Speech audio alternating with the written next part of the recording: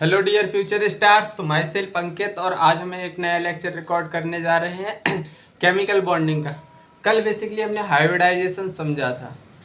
Hybridisation almost समझ चुके थे, थ्योरेटिकल पार्ट रह गया था, तो मैंने बोला था कल के लेक्चर में थ्योरी लिखवा दूंगा। तो आज बेसिकली थ्योरी लिखेंगे हाइब्रिडाइजेशन की। बेसिकली हाइब्रिडाइजेशन होता क्या है? हाइब्रिडाइजेशन सब कुछ समझ चुके थे। हाइब्रिडाइजेशन में सब कुछ समझ चुके थे, बस थ्योरी लिखना है। The phenomena of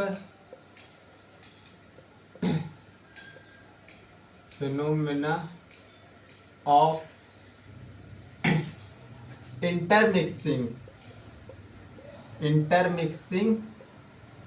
of atomic orbital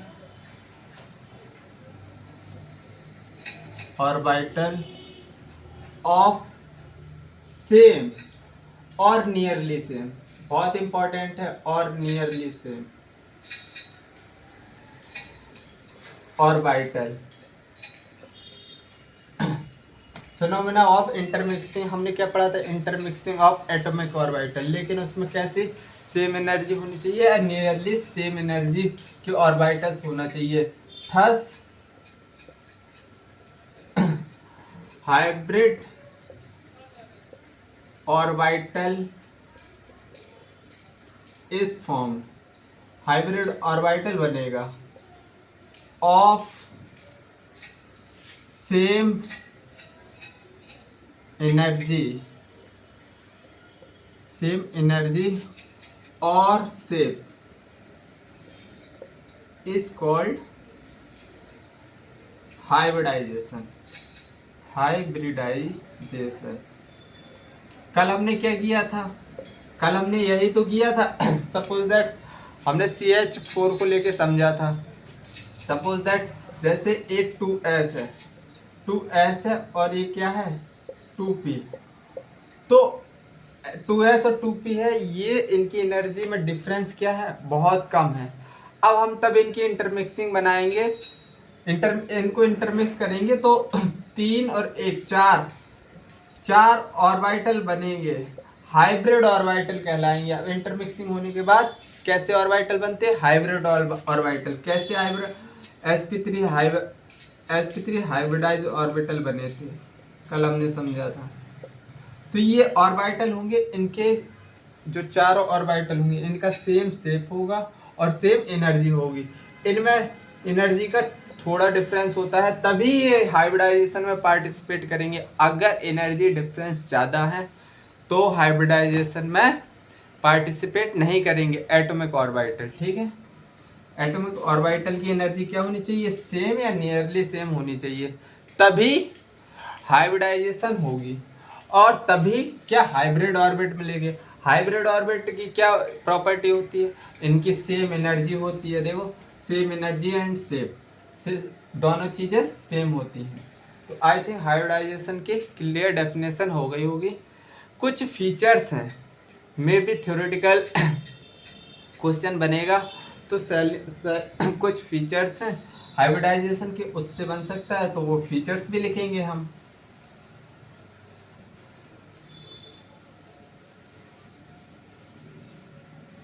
features of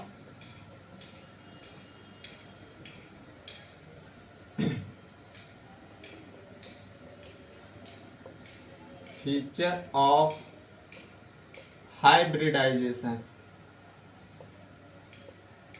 feature of hybridisation, पहला फीचर क्या होगा? बहुत इंपॉर्टेंट है ये। इंपॉर्टेंट है फीचर, सभी फीचर्स बहुत ज़्यादा important. Number of hybrid form, the total number of hybrid orbit form, जितने भी हाइब्रिड ऑर्बिटल बनेंगे is equal to number of atomic orbital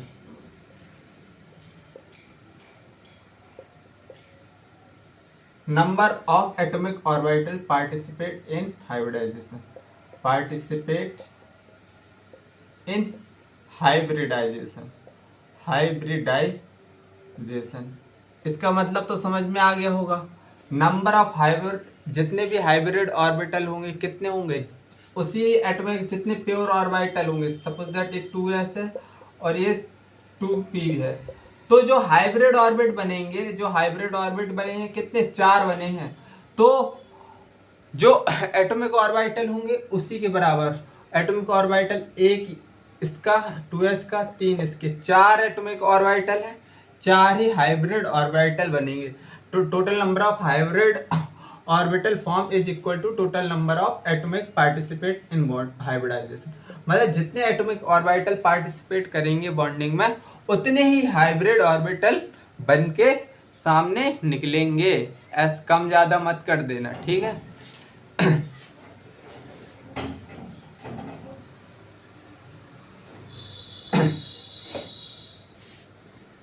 hybridise orbit,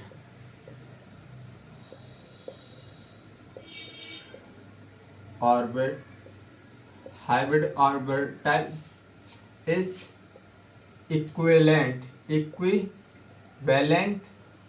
in shape and size। ये बात भी मैंने बता दी है।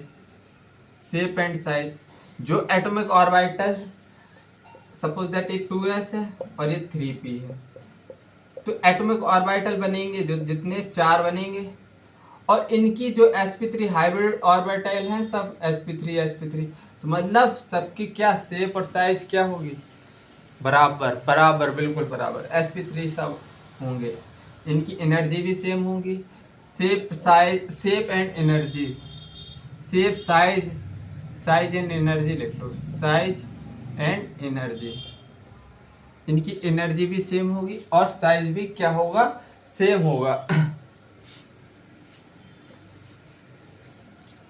Third, the hybridized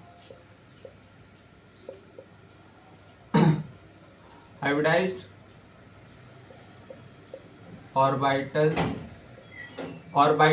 are more effective in bonding। मतलब हाइब्रिडाइज ऑर्बिटल होंगे वो more effective in forming stable bond, in forming stable bond में stable bond then pure orbital. क्यों? क्योंकि इसमें डायरेक्शनल नेचर, इलेक्ट्रॉन डेंसिटी का डायरेक्शनल नेचर बढ़ जाता है। जैसे सपोज दैट एक s और 3 p मिल रहे हैं, एक s और px py pz मिल रहे हैं, px py pz, तो जो एटॉमिक ऑर्बिटल ये इंटरमिक्स होकर बनेगा ना, तो वो कुछ इस तरह बनता था ना, इस तरह, मतलब ये एम्प्टी रहता है और इधर इलेक्ट्रॉन डेंसिटी सबसे ज़्यादा हाई रहती है। अब जितना ज़्यादा डायरेक्शनल नेचर होगा, जितना अच्छा डायरेक्शनल नेचर होगा, क्योंकि इलेक्ट्रॉन डेंसिटी है, डायरेक्शनल नेचर बढ़ जाएगा, डायरेक्शनल नेचर बढ़ जाएगा मतलब अच्छी तरह से क्या बनेगा, स्टेबल बॉन्ड बनेगा। आई थिंक थर्ड पॉइंट भी तुमको चमक गया होगा। फोर्थ पॉइंट क्या है, it tells about geometry. Geometry कैसी बनेगी, जहाँ मतलब एटम्स, सेंट्रल एटम के चारों तरफ जो एटम्स लगेंगे वो इस तरह लगेंगे जहाँ मिनिमम रिपल्सन, उनको रिपल्सन, मिनिमम रिपल्सन फील करें। मतलब ज्योमेट्री कैसे बनेगी, फील मिनिमम रिपल्सन, जहाँ पर सबसे कम रिपल्सन होगा, फील एटम, मतलब मिनिमम रिपल्सन लिख लो, मिनिमम, जहाँ पर एटम साइड एटम होंगे मिनिमम रिपल्सन फील कर रहे होंगे, मिनिमम रिपल्सन। तो आई थिंक चौथा पॉइंट भी क्लियर हो गया। पाँच बीबीटी में हमने क्या पढ़ा था, बीबीटी बोल रहा था कि only half filled atomic orbital, half filled atomic orbital ही पार्टिसिपेट करेंगे किस में, बॉन्डिंग में, लेकिन इधर half filled orbital, full filled orbital, fulfilled orbital, even vacant orbital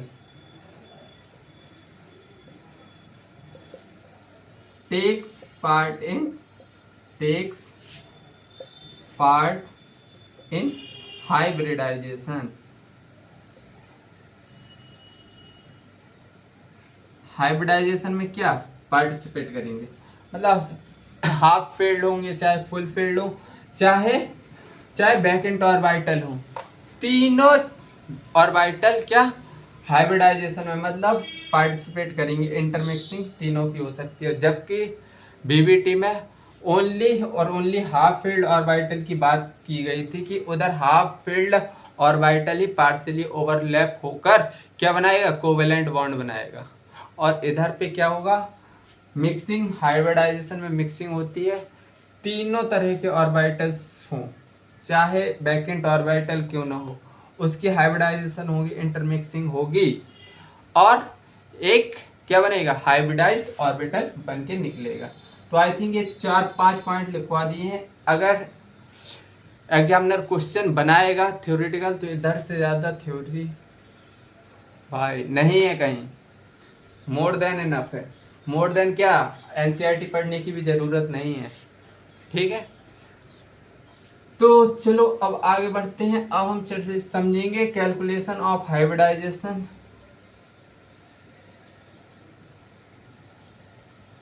सबसे इम्पोर्टेंट चीज स्टार्ट हो गई है, calculation of hybridisation.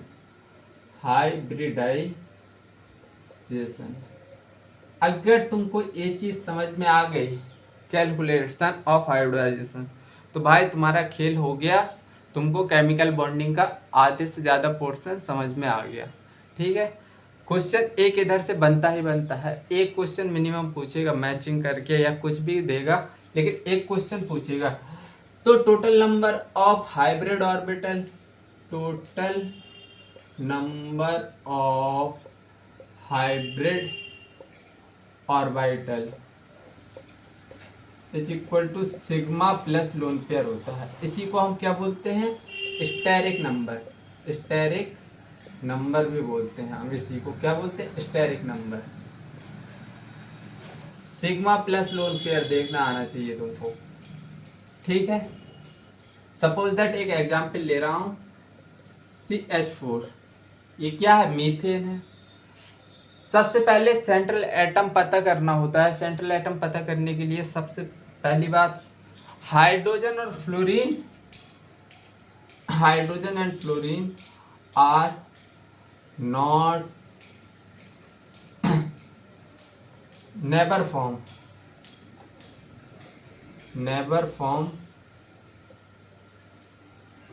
Central atom. क्यों? क्योंकि इनके पास एक ही और मतलब एक इलेक्ट्रॉन होता है, एक बॉन्ड बनाते हैं, एक बॉन्ड बनाएंगे तो भाई सेंट्रल एटम कैसे होंगे। सेंट्रल एटम के पास जैसे कार्बन है, अगर हाइड्रोजन होता तो हाइड्रोजन 4 कार्बन को थोड़ी कर पाता। CH4 देखा है कभी, CH4 इस तरह। तो कार्बन को ही हम सेंट्रल एटम क्यों कंसीडर कर रहे हैं इसकी। और एक दूसरी बात, सेंट्रल एटम का AN क्या होना चाहिए, कम होना चाहिए as compare to side atom, तो उसको हम कंसीडर कर लेंगे सेंट्रल एटम है। और मैं मतलब अब इतनी प्रैक्टिस हो जाएगी BSc PR थ्योरी में और इधर कि तुमको पता चलने लगेगा सेंट्रल एटम कौन होता है, ठीक है। तो हाइड्रोजन और फ्लोरीन तो कभी नहीं होगा, और जिसमें इस CH4 में सेंट्रल एटम कार्बन है, क्योंकि इसकी इलेक्ट्रोनेगेटिविटी जिस एटम की कम हो उसी को सेंट्रल एटम कंसीडर कर लेना, ठीक है। तो कार्बन के पास बैलेंस इलेक्ट्रॉन कितने हैं, 4। अरे तुमको बताया था ना, एक बार फिर से बता दूं, lithium, beryllium, boron, carbon, nitrogen, oxygen, fluorine, neon. इसके पास बैलेंस इलेक्ट्रॉन 1, इसके पास 2, इसके पास 3, इसके पास 4, इसके पास 5, 6, 7, 8। तो और इसके जैसे नाइट्रोजन फैमिली के सभी एलिमेंट के पास 5 ही वैलेंस इलेक्ट्रॉन होंगे, कार्बन फैमिली के पास 4 ही वैलेंस इलेक्ट्रॉन होंगे। ये बता चुका हूँ, दोबारा बता रहा हूँ, क्योंकि अभी तक हमने लुईस डॉट स्ट्रक्चर तो पढ़ा नहीं है।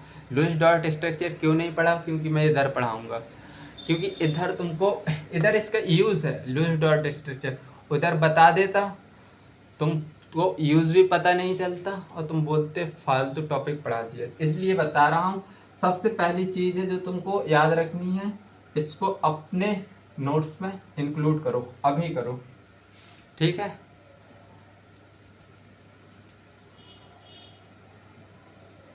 ये क्या है? Number of balance electron.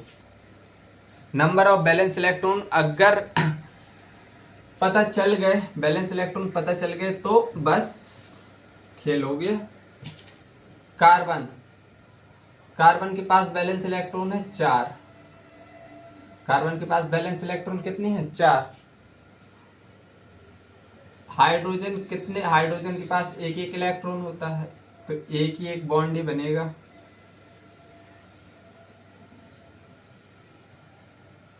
H। तो टोटल सिग्मा कितने हैं? 1 sigma, 2 sigma, 3 sigma, 4 sigma. 4 sigma है और 0 लोन पेयर है, तो स्टेरिक नंबर n से डिनोट करते हैं। n कितना आया? n आया 4। मतलब एक S और 3 P क्या है? इसका हाइब्रिडाइजेशन कितना होगा? sp3, क्योंकि एक S होगा 3 P होंगे। अभी मैं लिखवा दूंगा, टेंशन नॉट। और इसकी स्ट्रक्चर कुछ ऐसी होती है, ऐसा मतलब मैंने तो तुमको लुईस डॉट स्ट्रक्चर बता दिया, इसका एक्चुअली स्ट्रक्चर टेट्राहेड्रल होता है, इस तरह। अभी मैं सब फील दिलाऊंगा, ठीक है, सब फील दिलाऊंगा टेट्राहेड्रल स्ट्रक्चर की। कल बता चुका था लेकिन आज भी बता दूं टेट्राहेड्रल होता क्या है।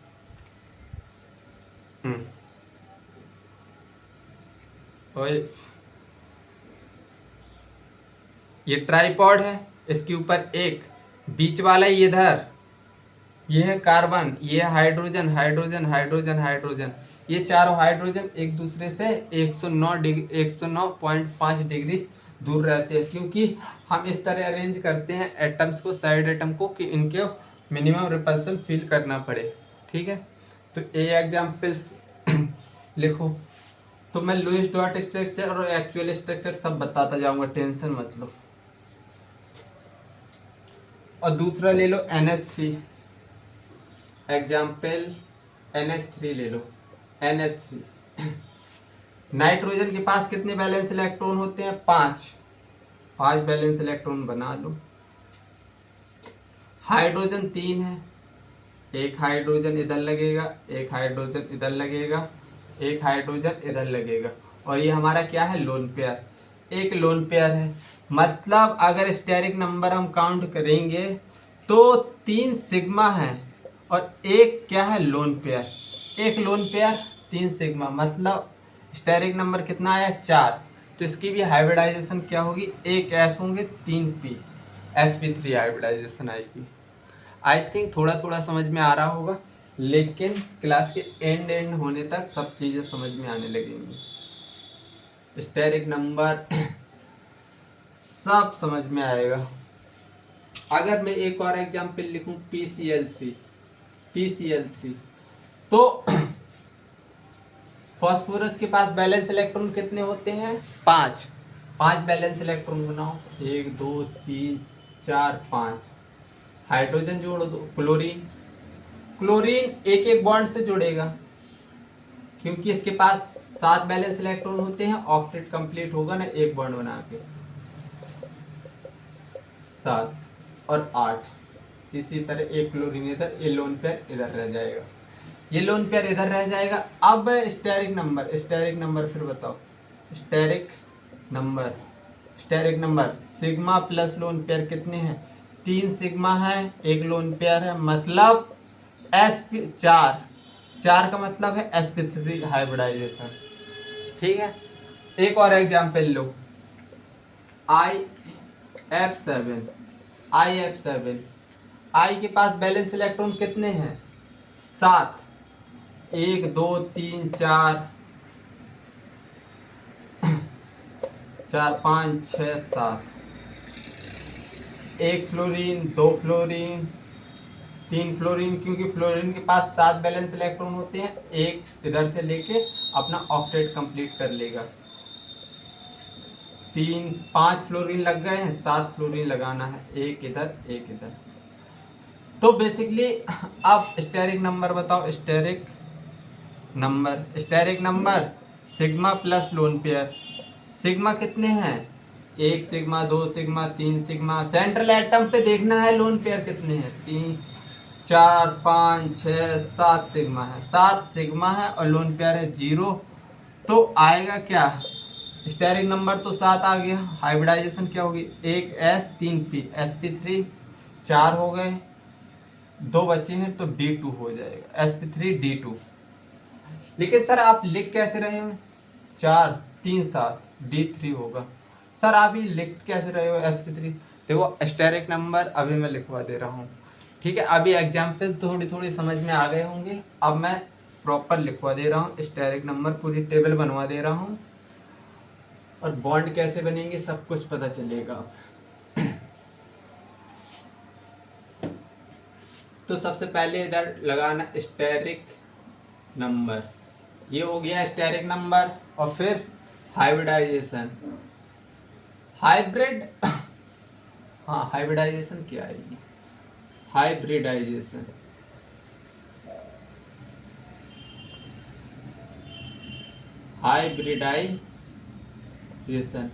हाइब्रिडाइजेशन क्या होगी? हाइब्रिडाइजेशन एटॉमिक ऑर्बिटल कौन से होंगे? एटॉमिक ऑर्बिटल कौन कौन पार्टिसिपेट करेगा? ऑर्बिटल पार्टिसिपेट, एटॉमिक ऑर्बिटल कौन कौन से पार्टिसिपेट करेंगे? इलेक्ट्रॉन ज्योमेट्री, इलेक्ट्रॉन ज्योमेट्री और एंगल, बॉन्ड एंगल कौन कौन सा मिलेगा? सबसे पहले अगर स्टेरिक नंबर है 2, स्टेरिक नंबर 2 है तो हाइब्रिडाइजेशन क्या होगी? sp। हाइब्रिडाइजेशन क्या होगी? sp। मतलब एक s पार्टिसिपेट एटॉमिक ऑर्बिटल कौन सा? एक s, या तो p x कंसीडर कर लेना, या y या z, तीन में से कोई भी पार्टिसिपेट कर सकता है। तो sp हाइब्रिडाइजेशन है, स्टेरिक नंबर 2 है। तो हाइब्रिडाइजेशन क्या आएगी? sp, एटॉमिक ऑर्बिटल एक s और px y z में एक पार्टिसिपेट करेगा। इलेक्ट्रॉन ज्योमेट्री जो निकल के आएगी इधर लीनियर निकल के आएगी, लीनियर अभी मैं समझाऊंगा। बॉन्ड एंगल इसके बीच में कितना होगा? 180 डिग्री। देखो सपोज दैट एक सेंट्रल एटम है और उसके आजू बाजू में 2 क्या है? इधर ही बताऊं क्या? नहीं यार, एक साथ बाद में बता देंगे, अभी खाली फील लो। ये सेंट्रल एटम है, साइड एटम होंगे 2, तो 2 क्या बन रहे हैं? Sigma bond. तो इस तरह की ज्योमेट्री होगी, इस तरह की इलेक्ट्रॉनिक ज्योमेट्री इस तरह की आएगी, लीनियर।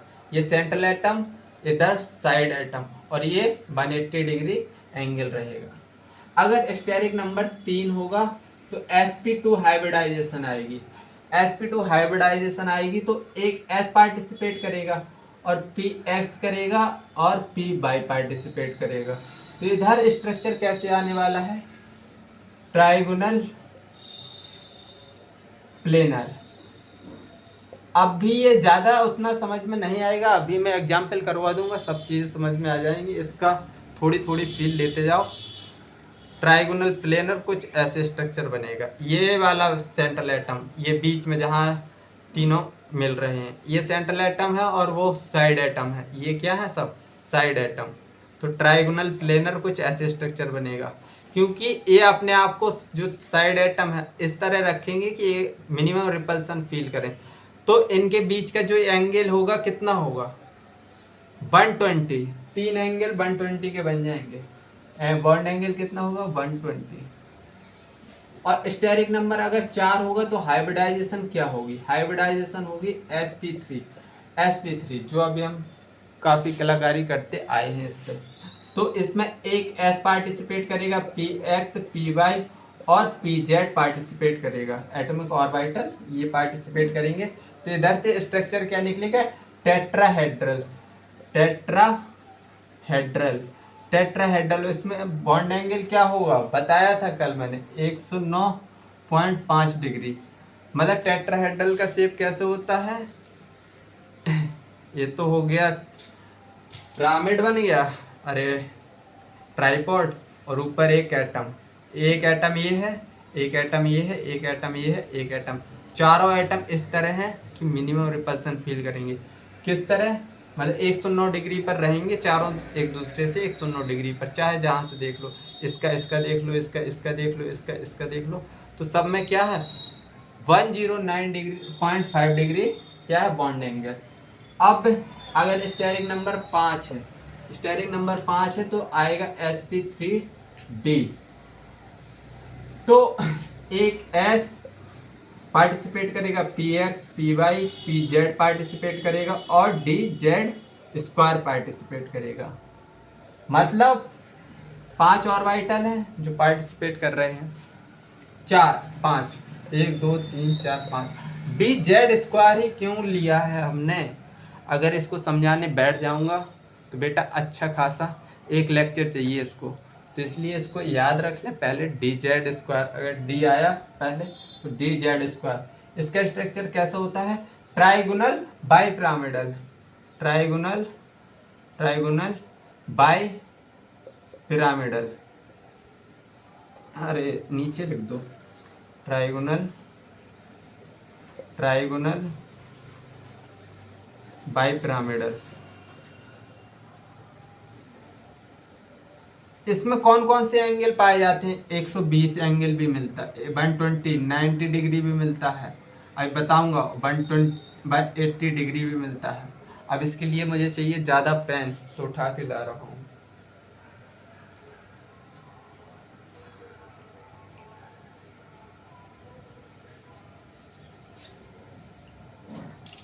देखो कैसे होगा, ट्राइगोनल बाई पिरामिडल। सबसे पहले एक ट्राइगोनल बना लेना, एक ट्राइंगल बना लिया। अब एक इधर फंसा दो और मार्कर को नीचे, मतलब एक एटम इधर लगा है, एक एटम इधर लगा, एक एटम इधर और एक एटम ये नीचे लगा है, इस तरह की स्ट्रक्चर। और बस अगर इसको इससे मिलाओगे, इसको इससे मिलाओगे, इसको इससे मिलाओगे, तो इधर पिरामिड बनता हुआ नजर आएगा ना। अरे भाई इधर से ऐसे मिला दो, इसको इधर मिला दो, इसको इधर मिला दो, तो क्या बनते नजर आएगा, ट्राइगोनल बाई पिरामिडल। मतलब ऊपर एक पिरामिड बनेगा, एक नीचे पिरामिड बनेगा। इस एटम को नीचे वाले मार करके जहाँ से लिखता हूँ उधर से मिला दो तीनों जगह, ठीक है। थोड़ा इमेजिन करो, इसमें थोड़ी दिक्कत आ सकती है, लेकिन आई थिंक मैं अच्छे से बता रहा हूँ, नहीं आनी चाहिए। हाँ स्ट्रक्चर, इसमें बॉन्ड एंगल तो बताया नहीं, कैसे बनाया था, ऐसे बनाया था,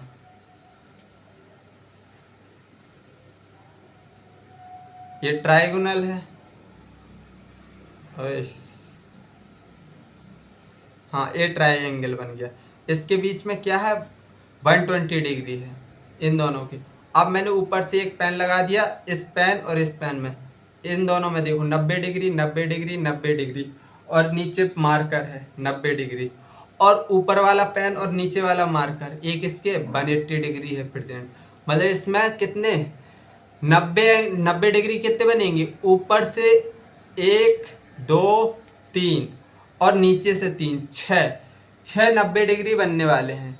और 180 डिग्री ऊपर वाला पेन नीचे वाला पेन एक 180 डिग्री बनेगा, और 120 डिग्री कितने बनेंगे, एक ट्राइंगल के बीच में 3 बनेंगे ना, 1 2 और 3, ठीक है। इस तरह देखो ट्राइंगल को, देखो 1 2 3 120 बन रहे हैं, ठीक है। तो इधर तीनों एंगल मिलते हैं। अगर हाइब्रिडाइजेशन 6 है तो sp3d2 हो जाएगा। इसमें एक s पार्टिसिपेट करेगा, px py pz और dz स्क्वायर और dx स्क्वायर बाई स्क्वायर, ठीक है। इसकी स्ट्रक्चर कैसी होती है, ऑक्टाहेड्रल, ऑक्टाहेड्रल। ऑक्टाहेड्रल होती है। इसमें एंगल 172 डिग्री पाया जाता है। पांच एंगल, 5 ऑक्टाहेड्रल, हाँ 5 नहीं यार, इसका स्ट्रक्चर कैसे बनेगा? 4 5 6, हाँ इसमें 90 और 180 पाया जाएगा। 90 डिग्री और 180 डिग्री दो एंगल पाए जाएंगे। देखो इसका स्ट्रक्चर भी बनाता हूँ। इसका स्ट्रक्चर कैसे बनेगा? अगर मैंने 4 पेन स्क्वायर की फॉर्म में ले लिए, ये क्या बन गया? स्क्वायर। अरे नहीं बना पा रहा भाई, देखो अभी बना के बता रहा हूँ।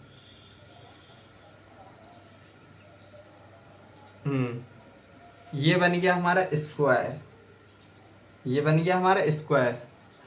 तो इन स्क्वायर के बीच में क्या है? 90 90 90 90 एंगल है, 90 डिग्री कितने, और ये फंसा दिया मैंने, और मैंने मार्कर लिया, मार्कर को क्या पीछे से लगा दिया, मार्कर को क्या पीछे से लगा दिया।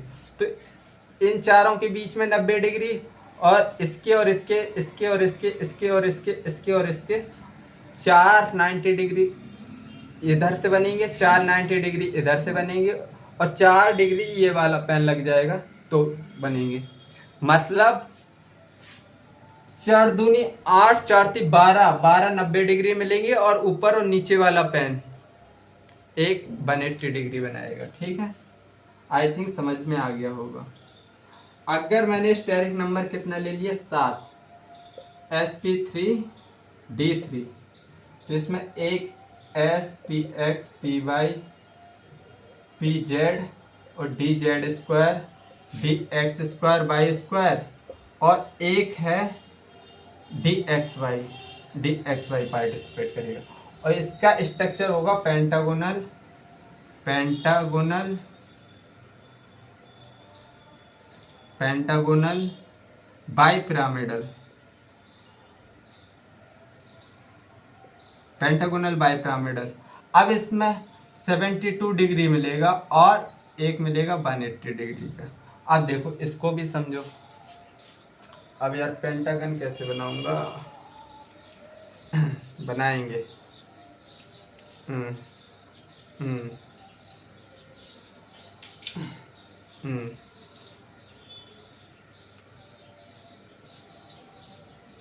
क्या बन गया यार? पेंटागन बन गया, बन गया यार। ये क्या है? पेंटागन। सेंट्रल एटम है 1 2 3 4 5, साइड एटम है, और छठवां एटम इधर होगा। एक मार्कर ऊपर लगा दो, एक मार्कर नीचे लगा दो। इन पांचों के बीच में 72 डिग्री, 72 डिग्री पांचों में मिलेंगे। 5 5 72 डिग्री, और ऊपर और नीचे मार्कर लगा दो। एक एक चीज और यार कम पड़ रही है। ये बन गया भाई, पेंटागोनल बाइपिरामिडल बन गया। ठीक है, ये है पेंटागोनल बाइपिरामिडल। इसके और इसके बीच में 180 डिग्री है, और इधर बकाया 72 डिग्री है। मतलब 5 72 डिग्री, 180 डिग्री एक। तो आई थिंक समझ में आ गई होंगी चीज़ें। अब चलते हैं थोड़ी आगे और समझने की कोशिश करेंगे। अब करेंगे एग्जाम पे, इसको नोट कर लेना अच्छे से। और अब हम प्रैक्टिस कर रहे हैं। ठीक है, तो देखो कैसे क्वेश्चन पूछे जाते हैं, कैसे हाइब्रिडाइजेशन निकाली जाती है। अब तुमको सब चीज़ें चमक में आ जाएंगी। हाँ, लेकिन एक बात और याद रखना है इसमें। बेसिकली अगर मैंने एक एग्जाम्पल लिया BeCl3, BeCl2, तो बेरिलियम के पास कितने इलेक्ट्रॉन होते हैं? 2। बैलेंस इलेक्ट्रॉन 2 होते हैं। साइड एटम क्या है? क्लोरीन। तो इसके एक बॉन्ड बनाएगा, ये भी एक बॉन्ड बनाएगा, क्योंकि इसके क्लोरीन के पास 7 बैलेंस इलेक्ट्रॉन होते हैं, एक मिला के 8 हो जाएगा। एंगल कितना बन रहा है? 180 बन रहा है। और ये कैसा? 2 सिग्मा बॉन्ड है, मतलब हाइब्रिडाइजेशन क्या है? Steric number sigma plus lone pair कितने हैं? 2 सिग्मा है, 0 लोन पेयर है, मतलब स्टेरिक नंबर आ गया 2। sp हाइब्रिडाइजेशन हो गई, 180 डिग्री होगा। ये कितना एंगल होगा? 180 डिग्री। ठीक है। अब मैं टर्मिनल एटम की थोड़ी कहानी बता दूं तुमको।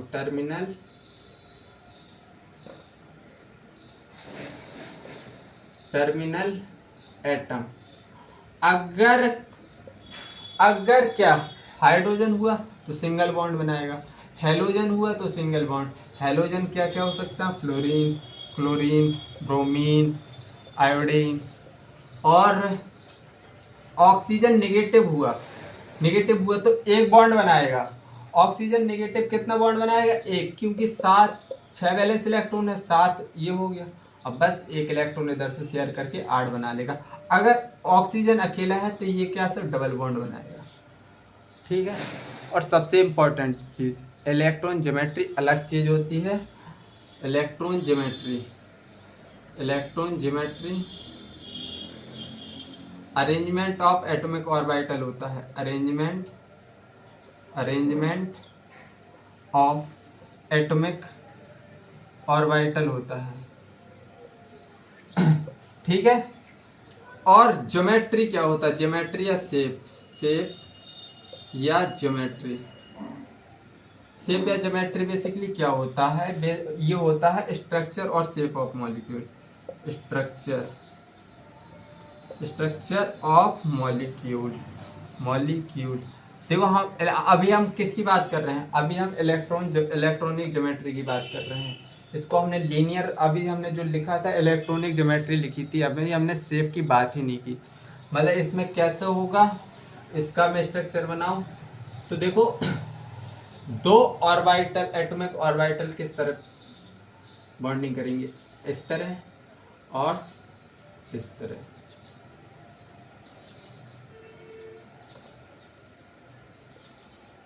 अरे भाई, इस तरह, इस तरह। ठीक है, एटॉमिक ऑर्बिटल। अगर मैंने इधर क्लोरीन लगा दिया तो ये क्या बन गया? शेप, ज्योमेट्री बन गई। अभी मैंने एटॉमिक ऑर्बिटल बनाया था, arrangement of atomic orbital, chlorine लगा दिए तो अब क्या बन गई? Shape, geometry. ठीक है, सब चीजें समझ में आएंगी, बस तुम समझते रहना धीरे धीरे। PeCl to Sp हाइब्रिडाइजेशन देख लिया। अब हम BF3 ले रहे हैं। BF3 एक एग्जाम्पल लो, BF3। बोरोन के पास कितने वैलेंस इलेक्ट्रॉन होते हैं? 3। तो 1 2 3 और इस तरह अरेंजमेंट होगा। फ्लोरीन के एक ही सिंगल बॉन्ड बनाता है ना हेलोजन, तो ये कैसा स्ट्रक्चर बन गया? इलेक्ट्रॉनिक ज्योमेट्री कैसी आ गई? इलेक्ट्रॉनिक ज्योमेट्री कुछ ऐसी बनेगी। देखो मैं बनाने की कोशिश करूँ, ऐसे ऐसे ऐसे, मतलब ये रहेगी ट्राइगोनल बाइपिरामिडल, ट्राइगोनल। और इनके बीच में कितना एंगल होगा? 120 डिग्री। अगर मैं इसका स्टेरिक नंबर n फाइंड करूं तो सिग्मा प्लस लोन पेयर होता है, तो 3 सिग्मा, लोन पेयर 0, तो sp हाइब्रिडाइजेशन क्या आ जाएगी भाई? sp2। ठीक है। अब एक और एग्जाम्पल लूं, बताओ अब क्या ले लूं? CH4 ले लूं? PCl5 ले रहा हूं। PCl5। फास्फोरस के पास कितने वैलेंस इलेक्ट्रॉन होते हैं? 5। 1 2 3 4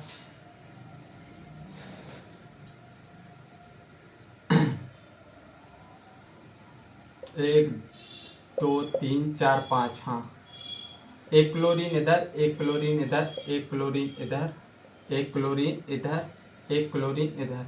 ये क्या बन गया भाई? अब इनको इससे जोड़ो ऐसे। ये 3 क्लोरीन एक्सियल हैं, ये इक्वेटोरियल है। ये 3 क्लोरीन है ना, इस प्लेन में है। एक क्लोरीन, 2 क्लोरीन, तीसरा क्लोरीन, और एक क्लोरीन ऊपर है, एक क्लोरीन नीचे है। तो स्टेरिक नंबर एक सिग्मा कितने हैं? 1 2 3 4 1 2 3 4 5। Steric number sigma plus lone pair तो 0 है, सिग्मा कितने हैं? 5। 5 + 0 स्टेरिक नंबर निकल आया 5 और हाइब्रिडाइजेशन होगी sp3 और 4 sp3d।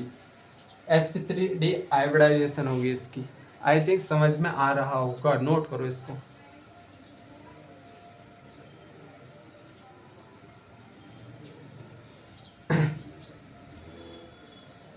ठीक है, और बताऊं?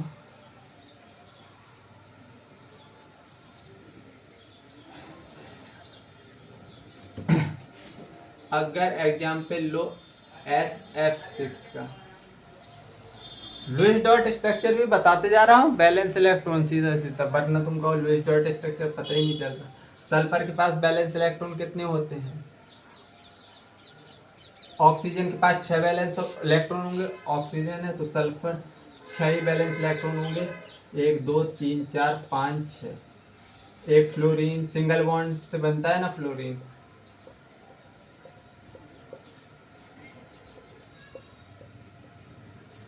तो स्टेरिक नंबर कितना निकलेगा? Loan sigma plus lone pair, 3 3 6 sigma है, लोन पेयर 0 है, तो sp3d2 3 4 5 6, हाँ d2 आएगा, sp3d2 हाइब्रिडाइजेशन आएगी इसकी। और इसका शेप कैसे होगा भाई मेरे? Square bi pyramidal. ये चारों फ्लोरीन एक प्लेन में है और एक फ्लोरीन ऊपर है, एक फ्लोरीन कहाँ है? नीचे। अब एक और एग्जाम्पल लूँ तो IF7 ले लो, IF7। आयोडीन के पास कितने बैलेंस इलेक्ट्रॉन होते हैं? 7, 1 2 3 4 5 6 7। एक फ्लोरीन इधर लगा दिया, एक फ्लोरीन इधर लगा दिया, एक फ्लोरीन इधर, एक फ्लोरीन इधर, एक फ्लोरीन इधर, एक फ्लोरीन इधर और एक फ्लोरीन इधर। अभी क्या बन गया भाई? पेंटागोनल बन गया। ये तो एक प्लेन में है, इक्वेटोरियल प्लेन में, एक्सियल में फ्लोरीन है, नीचे भी फ्लोरीन है। तो एक इसमें स्टेरिक नंबर निकालेंगे तो सिग्मा प्लस लोन पेयर तो 0 दिख रहा है मुझे, तो सिग्मा गिन लो 7 है, सिग्मा 7 सिग्मा, तो sp3d3 हाइब्रिडाइजेशन आएगी, sp3d3 क्या है? हाइब्रिडाइजेशन। अब चलो कुछ क्वेश्चन करते हैं और समझते हैं। हाइब्रिडाइजेशन तुमको कैलकुलेट करनी है, काफ़ी मैंने समझा दिया है, अब तुम्हारी बारी है। Calculate hybridization. अब तुमको हाइब्रिडाइजेशन खुद से कैलकुलेट करना है। तो पहला क्वेश्चन दे रहा हूँ मैं, ClF4 का बताओ। दूसरा क्वेश्चन क्या दे दूँ? SO2 का बताओ, SO2। और तीसरा क्वेश्चन SO2Cl2। एक बार खुद से ट्राई करो, 1 सेकेंड ट्राई करो।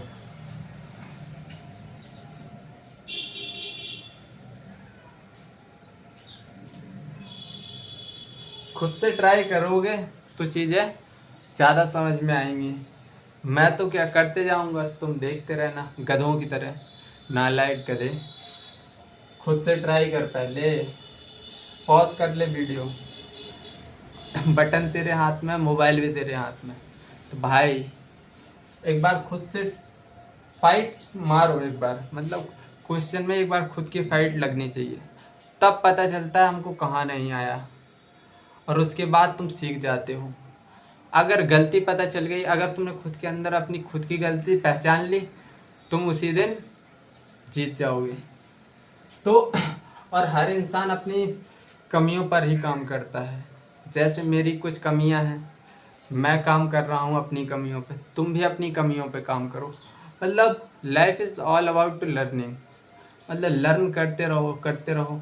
और जिस दिन अगर तुमने सोच लिया तुमको सब कुछ आ गया, उस दिन मतलब सबसे गधे इंसान हो तुम। अगर तुम 60 साल जीते हो तो भी तुम्हारी 60 साल तक लर्निंग चलती है, 70 साल जीते हो तब भी लर्निंग चल रही होती है। एक्चुअली बच्चा जब पैदा होता है तब से लर्निंग उसकी स्टार्ट हो जाती है, पैदा से डेथ तक लर्निंग। ये बीच की लाइफ ही क्या है? लाइफ क्या है? बेसिकली लर्निंग है।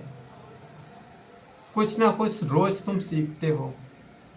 धोखा देना, पहले बचपन में तो तुम किसी को धोखा नहीं देते थे, लेकिन इधर पे पहुंचते हो 25 22 23 पे धोखा देना स्टार्ट। लर्निंग चल रही है ना, लेकिन ये उल्टी सीधी चीज़ें तुमको ज़्यादा, ये लर्निंग प्रोसेस थोड़ी, इसकी स्पीड थोड़ी ज़्यादा होती है उल्टे सीधे काम करने की।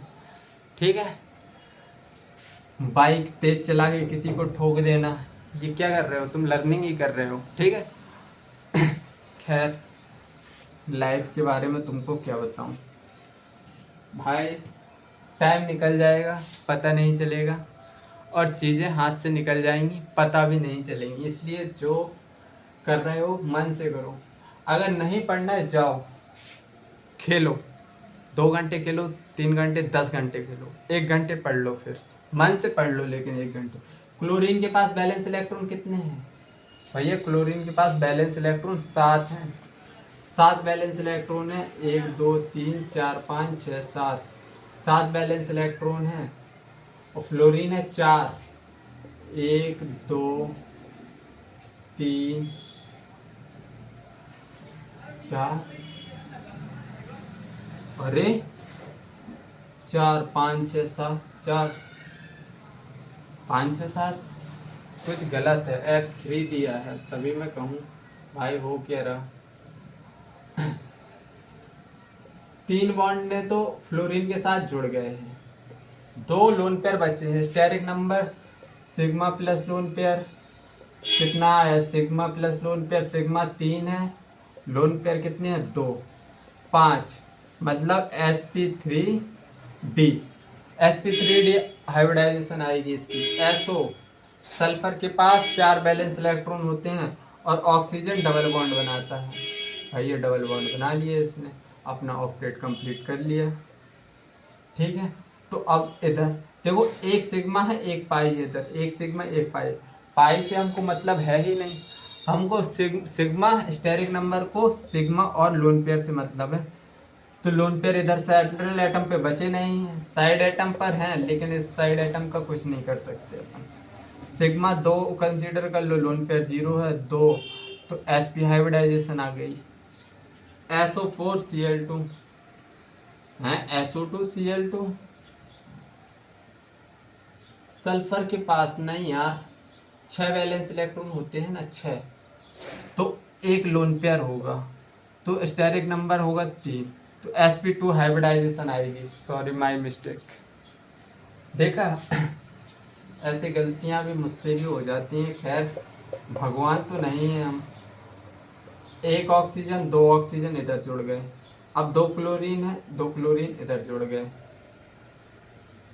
तो 1 sigma 2 sigma 3 sigma 4 sigma, steric number sigma plus lone pair है। पाई को हमको कंसीडर नहीं करना है, सिग्मा को कंसीडर करना है।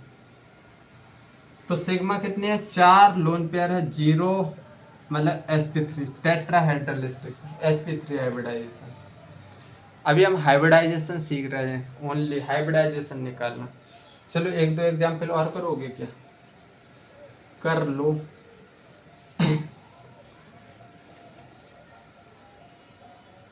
बहुत मतलब मक्खन जैसा सब टॉपिक है एकदम। सब लोग पता नहीं हाइब्रिडाइजेशन को क्या बोलते हैं, कि हमको क्या समझ में नहीं आया। मैंने तो टू बी वेरी ऑनेस्ट, मुझे पूरी केमिस्ट्री तो नहीं आई थी समझ में, मतलब चीज़ें धीरे धीरे समझ में आई, लेकिन मुझे यह केमिकल बॉन्डिंग वगैरह ये सब चैप्टर मुझे एकदम पता नहीं हलवा लगते थे। मैं एलन में पढ़ता था, मुझे एक बार पढ़ा देते थे, मैं NCERT आके एक बार खुद से पढ़ लेता था, टॉपिक एकदम क्लियर हो जाता था। मतलब इसमें मुझे दिक्कत नहीं आई। सबसे ज़्यादा मेरा वीक सब्जेक्ट था बायो, मेरा केमिस्ट्री से अच्छा फिजिक्स था। मैंने रिज्यूम डाले स्कूलों में फिजिक्स के लिए, किसी ने अप्रोच नहीं किया, फिजिक्स पढ़ाना चाहता था मैं, रिज्यूम भी डाले। और रही मैं 5 बड़े बड़े स्कूल हैं, उनमें मैंने रिज्यूम डाले, कोचिंग्स में भी डाल दिए, काफ़ी कोचिंग में। फिर मैंने बोला कि इधर तो जगह नहीं मिलने वाली, कैंप पे जाओ। केमिस्ट्री में गया, जगह भी मिल गई, और फाइनली मैं पढ़ा भी रहा हूँ। मतलब बच्चे भी आते हैं, फिजिक्स से पता नहीं लड़के डरते हैं या क्या। मतलब सामने वाला बंदा भी मेरे ऊपर भरोसा नहीं कर रहा था, नहीं तू नहीं पढ़ा पाएगा फिजिक्स। लेकिन खैर जो मिला वो पढ़ाएंगे, क्यों नहीं पढ़ाएंगे। अल्टीमेटली हमको तो अपना टीचिंग में करियर बनाना है। रॉ लाइफ से इंटरेक्ट करने में थोड़ा मज़ा आता है, बहुत मज़ा। मतलब चीज़ें एकदम, अब क्या ही बताऊँ। सल्फर के पास 6 वैलेंस इलेक्ट्रॉन है, 6 वैलेंस इलेक्ट्रॉन है। एक ऑक्सीजन इधर लग गया, 2 ऑक्सीजन, 3 ऑक्सीजन, 3 सिग्मा बन गए। पाई का कोई मतलब नहीं है, तो स्टेरिक नंबर क्या होगा, sigma plus lone pair. Sigma कितने हैं, 3, लोन पेयर है 0, स्टेरिक नंबर sp2 हो गया। एक और एग्जाम्पल लिखेंगे, SF4। SF4 सल्फर के पास कितने वैलेंस इलेक्ट्रॉन है, 6। 1 2 3 4 5 6, 1 2 3 4 5 6। 1 फ्लोरीन, 2 फ्लोरीन, 3 फ्लोरीन, 4 फ्लोरीन लगा दो, एक लोन पेयर बच जाएगा।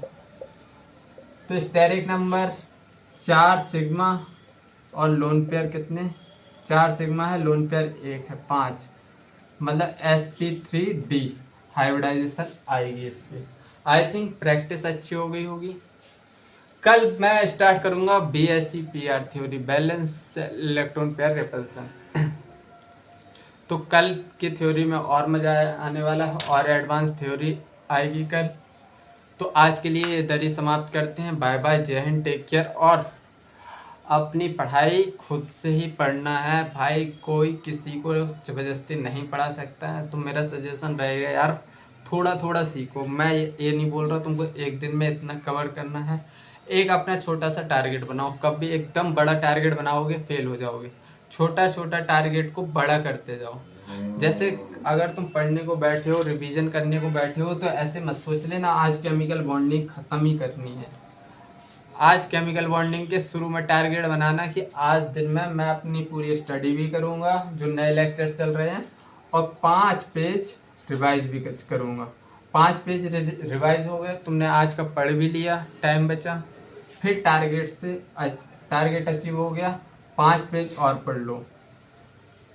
तो मतलब इधर से सेटिस्फैक्शन भी मिल गया और इधर तुमको हैप्पीनेस भी मिल जाएगी। तो अगर तुमने सोच लिया कि मुझे पूरा के 20 पेज पढ़ने हैं, तो ना ही तुम्हारे 20 पेज पढ़ पाओगे, ना ही तुम्हारा टारगेट फुलफिल होगा, और ना ही तुम सेटिस्फाइड होगे। अगर सेटिस्फाइड नहीं हुए तो हैप्पी भी नहीं रहोगे और चले जाओगे डिप्रेशन में। ये मेरा मतलब मानना है, ऐसा मेरा मानना है, ठीक है। खैर, फिर जो तुम्हारे टीचर्स और मतलब बड़े बड़े टीचर्स जो तुमको कहें उनकी बात मान लो, लेकिन मेरे हिसाब से तो यही सब ठीक है। मुझे यही सब लगता है, ऐसे ही होना चाहिए चीज़ें। और किसी के दिए हुए टाइम टेबल पे वर्क मत करो, खुद का टाइम टेबल बनाओ, जहाँ तुमको अप्रोप्रिएट लगे कि मुझे अब ये पढ़ना है, अब ये पढ़ना चाहिए। ना ही किसी टॉपर की टाइम टेबल फॉलो करना है, ना ही मतलब किसी और के कहने से। खुद का एक डिसिप्लिन बनाओ, खुद का एक टाइम सेट करो, और खुद का ही होना चाहिए ओरिजिनल, कि मेरा मन कब क्या करने के लिए बोल रहा है। ठीक है, खेलने के लिए बोल रहा, पढ़ाई छोड़ दो, खेलने चले जाओ, फिर खेलने के बाद आओ पढ़ाई करो। ठीक है, बाय बाय, जय हिंद, टेक केयर। आज के लिए इतना ही रखते हैं।